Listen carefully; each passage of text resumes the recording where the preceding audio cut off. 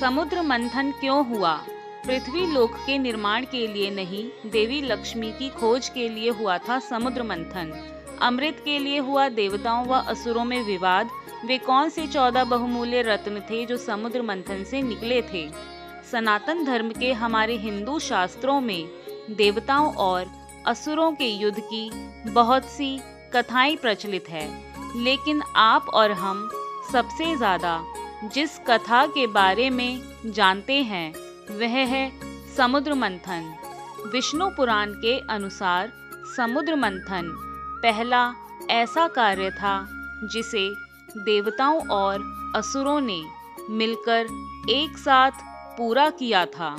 इससे पहले असुरों को देवताओं से केवल लड़ते हुए ही देखा गया था।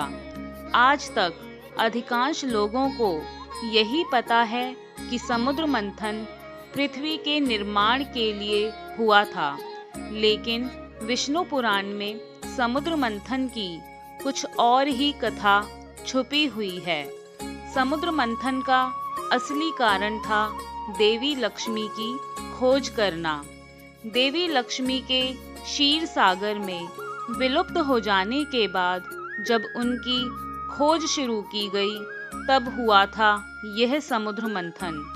विष्णु पुराण की कथा के अनुसार जब ब्रह्मा जी ने भगवान श्री विष्णु जी से पृथ्वी के निर्माण के विषय में बात की, तब एक बार फिर भगवान विष्णु और देवी लक्ष्मी को एक दूसरे से बिछड़ना पड़ा था।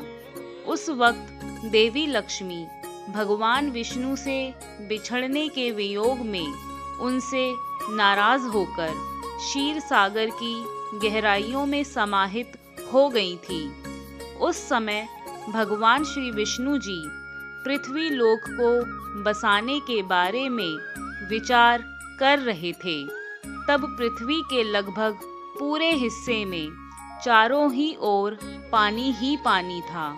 ऐसे में पृथ्वी लोक को बसाने के लिए बहुत सारी वस्तुओं की जरूरत थी।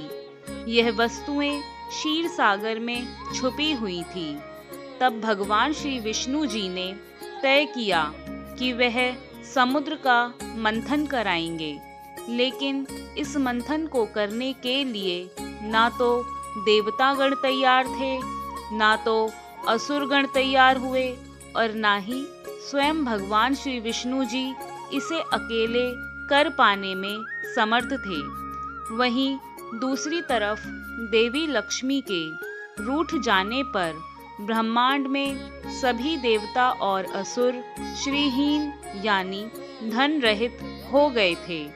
सभी चाहते थे कि देवी लक्ष्मी वापस आ जाएं, जिससे सभी देवताओं और असुरों का भी वैभव, कीर्ति और यश वापस आ सके।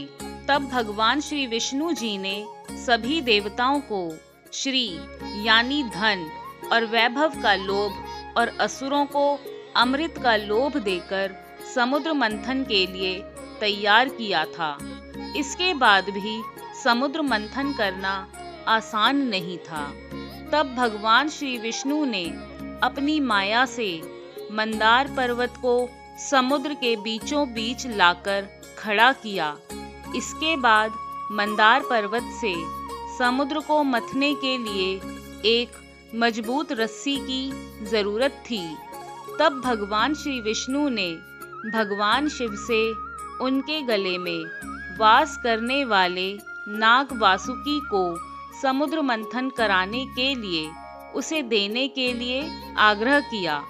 तब भगवान शिव ने नाग वासुकी को अपने गले से उतारकर समुद्र मंथन कराने के लिए उसे भगवान विष्णु को सौंप दिया।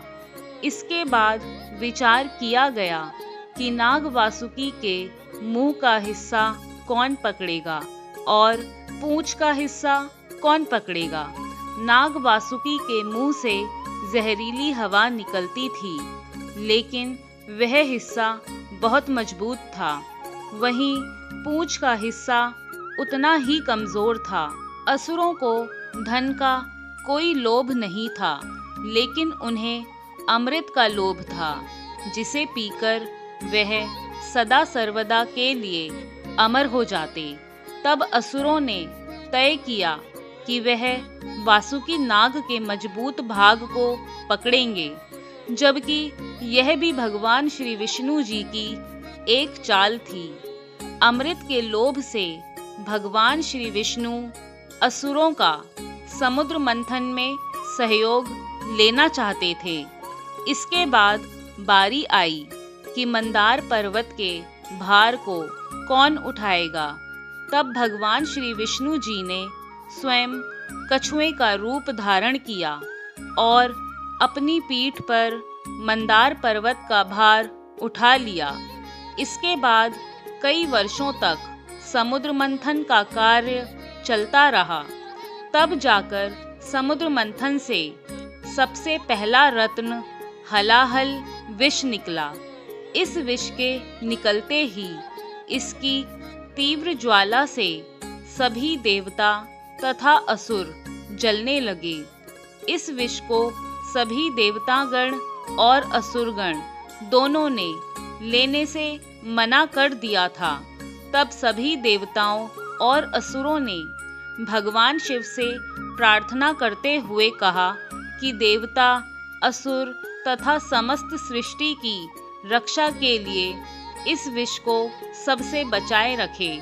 तब भगवान शिव ने इस हलाहल विष को पिया था, जिसे पीकर भगवान शिव का कंठ यानी गला नीला पड़ गया था।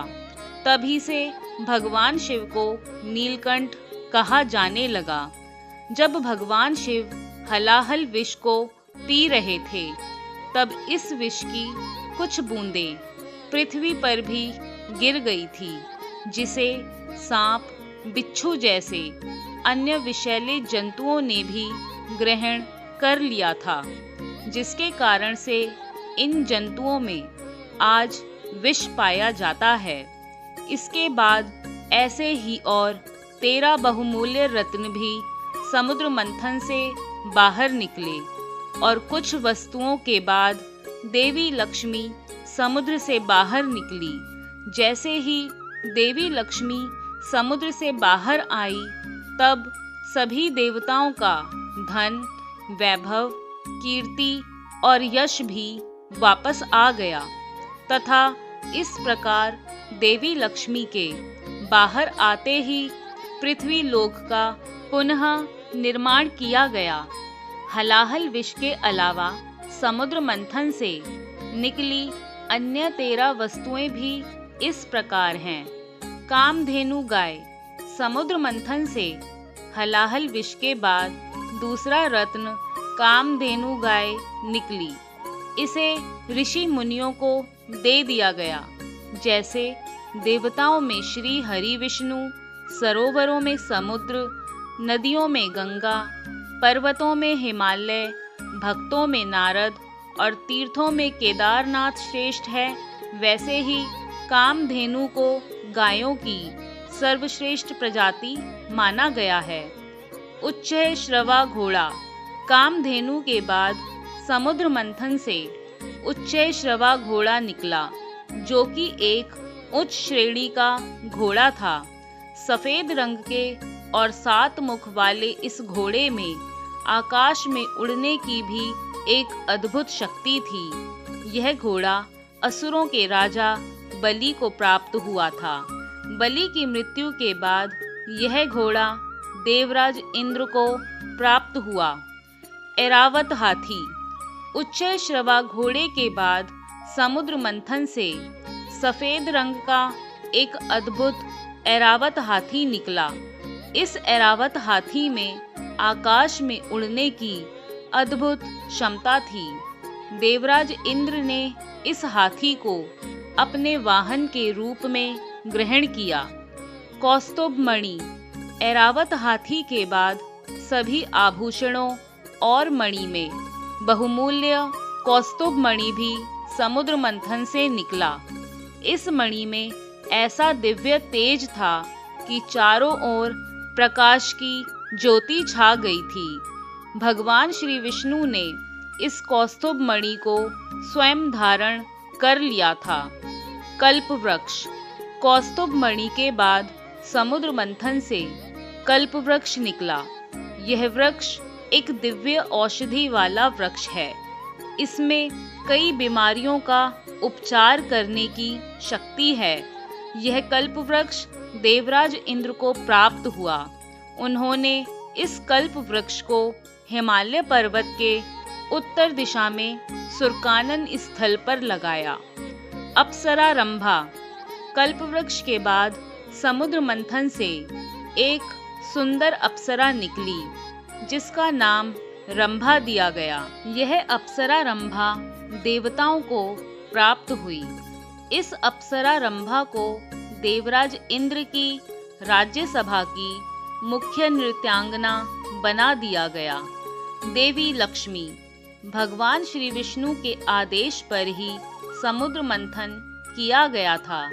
समुद्र मंथन कराने का भगवान विष्णु का मुख्य उद्देश्य देवी लक्ष्मी की खोज करना था, क्योंकि भगवान श्री विष्णु जब पृथ्वी के लोक निर्माण में व्यस्त थे, तब देवी लक्ष्मी उनसे नाराज होकर समुद्र की गहराइयों में समा गई थी। देवी लक्ष्मी के विलुप्त होने से देवता और असुरगण सभी धन, वैभव, कीर्ति व यश से श्रीहीन हो गए थे और पृथ्वी लोक के निर्माण में श्री का होना बहुत आवश्यक था।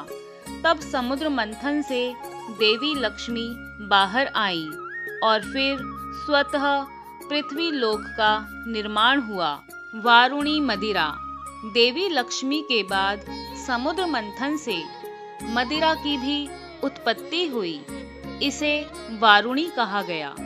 भगवान श्री विष्णु जी के आदेश पर यह वारुणी मदिरा असुरों को प्राप्त हुई। चंद्रमा। वारुणी मदिरा के बाद चंद्रमा की उत्पत्ति भी समुद्र मंथन से ही हुई। जल से उत्पन्न होने के कारण ही चंद्रमा को जल का कारक कहा जाता है। तब जल से उत्पन्न चंद्रमा को भगवान शिव ने अपनी जटाओं में धारण कर लिया। 5 जन्य शंख। चंद्रमा के बाद समुद्र मंथन से दुर्लभ शंख निकला, जिसे 5 जन्य शंख कहा गया। हिंदू धर्म में इस शंख का विशेष महत्व है। यह शंख भगवान श्री विष्णु को प्राप्त हुआ। इसलिए कहा जाता है कि जहाँ यह शंख होता है, वहाँ भगवान श्री विष्णु और देवी लक्ष्मी वास करते हैं। पारिजात वृक्ष। 5 जन्य शंख के बाद समुद्र मंथन के समय एक वृक्ष निकला, जिसे पारिजात वृक्ष कहा गया। इस वृक्ष को छूने मात्र से ही शरीर की थकान दूर हो जाती थी। पूजा में इस वृक्ष के फूल को चढ़ाना शुभ माना जाता है। शारंग धनुष। पारिजात वृक्ष के बाद समुद्र मंथन से शारंग धनुष निकला। यह शारंग धनुष एक चमत्कारिक धनुष था। यह धनुष भगवान श्री विष्णु जी को प्राप्त हुआ। अमृत। शारंग धनुष के बाद जिस अमृत को प्राप्त करने के लिए देवताओं और असुरों से समुद्र मंथन कराया गया था, वह अमृत सबसे अंत में निकला। भगवान धन्वंतरी स्वयं अमृत कलश लेकर प्रकट हुए। अमृत प्राप्त करने के लिए देवताओं व असुरों में विवाद हुआ। तब भगवान श्री विष्णु ने मोहिनी रूप धारण कर पहले देवताओं को अमृत पान कराया। आशा करती हूँ दोस्तों समुद्र मंथन से जुड़ी यह रोचक कथा आपको पसंद आई होगी। वीडियो पसंद आई तो वीडियो को लाइक, शेयर, कमेंट करना ना भूलें। और अगर आप हमारे YouTube चैनल पर पहली बार आए हैं तो चैनल को सब्सक्राइब करके बेल आइकन को भी प्रेस कर दें। धन्यवाद।